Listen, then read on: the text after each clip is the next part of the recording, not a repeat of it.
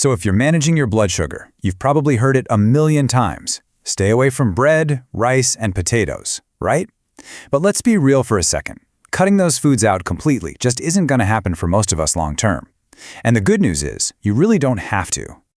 I mean, come on, who doesn't? They're the ultimate comfort food, a staple at tables all over the world.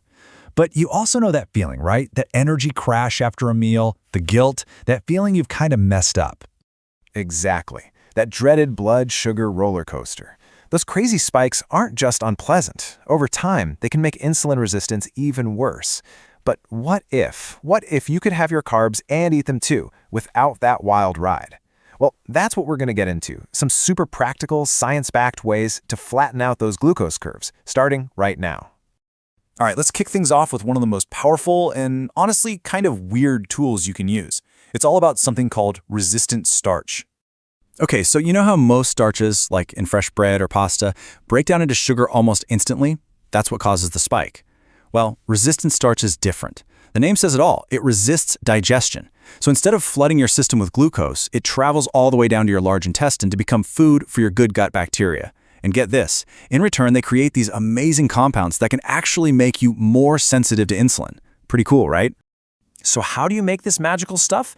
It's ridiculously simple. You just cook your rice or your potatoes or your pasta like you normally would, and then you cool it down. Stick it in the fridge overnight.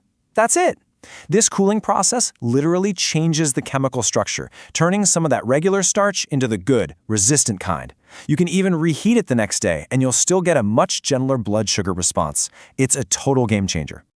And hey, on top of that little trick, you can also just add more foods that are already packed with resistant starch to your meals. We're talking about things like beans, lentils, peas, and whole grains. Super easy. Okay, so we've upgraded the carb itself. But let's be honest, we rarely eat carbs all by themselves. What you eat with them is just as critical. Which brings us to our next big idea. You've got to dress your carbs for success. I love this rule. It's so simple and easy to remember. Just think about it. Eating a starchy or sugary carb all by itself is like sending a tidal wave of glucose straight into your bloodstream. The secret is to give your carbs some friends. Adding protein can slash that glucose spike by up to half. Healthy fats, they act like a brake pedal for your stomach, slowing everything down for a much gentler rise. And you might not expect this one, even a little acid, like from vinegar in a salad dressing or a squeeze of lemon, can slow down how fast that starch breaks down. Now this is where things get really, really interesting. We've talked about what to eat, but the order you eat things in during the very same meal can make a huge difference. I mean, just look at this. It says it all. If you start your meal with the dinner roll or the rice, boom, you get that sharp spike.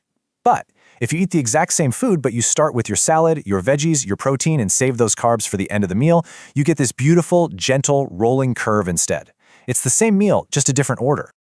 And hey, don't just take my word for it. A study on people with type 2 diabetes found that just by eating carbs last, they cut the overall blood sugar impact of the meal by a massive 40%. That's an incredible return for such a tiny change. All right, so moving beyond the plate itself, let's talk about a couple of simple habits that have a surprisingly big impact on your blood sugar. It's all about movement and timing. So, let me ask you a question. What's the absolute best thing you can have right after a meal to lower your blood sugar? It's probably not what you're thinking.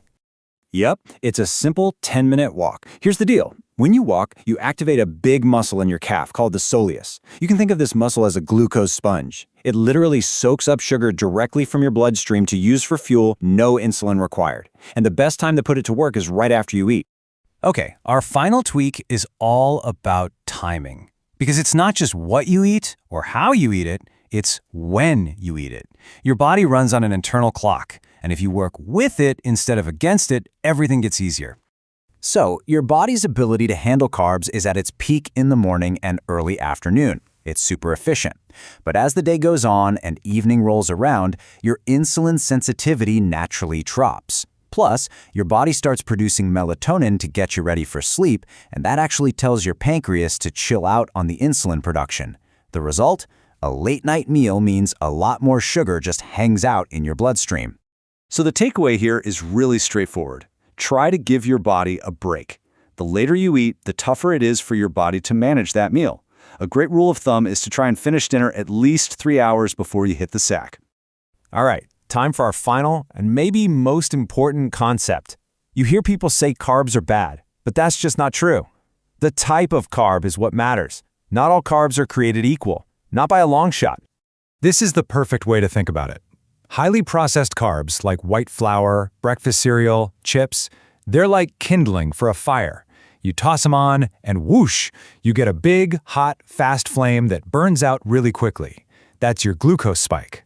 But whole carbs, things like beans, steel-cut oats, whole grains, they're like big, sturdy logs. They catch fire slowly and provide steady, long-lasting heat. For your body, that means sustained energy and a nice, stable blood sugar curve. So when you're choosing your carbs, here's the bottom line. Fiber is your best friend. Always be thinking about whole foods, things that look as close as possible to how they came out of the ground. The benefits are just too massive to pass up. So let's wrap this all up in a simple 5-step action plan. Number 1, try the cool down trick. Cook and cool your starches. Number 2, never eat a naked carb. Always pair it with protein, fat, or acid. 3, save your carbs for last. Eat your veggies and protein first. 4, take a quick 10-minute walk after you eat. And 5, always choose the slow-burning logs over the fast-burning kindling.